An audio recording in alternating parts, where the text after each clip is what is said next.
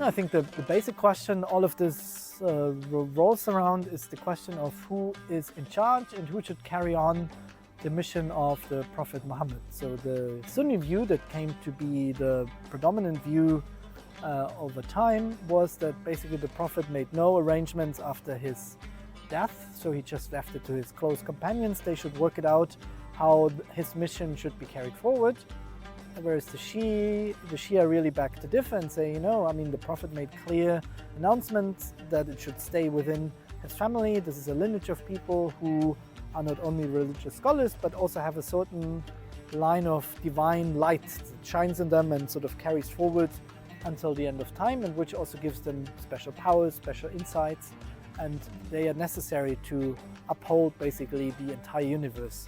And so you can see radically different conceptions of religious authority and also understanding approach to scripture, to prophecy. And I would say, this is sort of the main difference. And then it played out over time, went into various different directions, but this is where it all started. Yeah, that's definitely.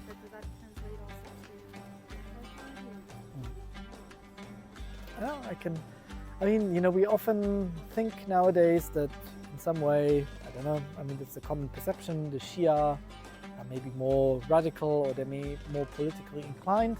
But for a long period of basically until the Iranian Revolution, this was not really the case, because since this religious authority is so important for the Shia, they also had the issue that this line of divinely guided people ended at some point.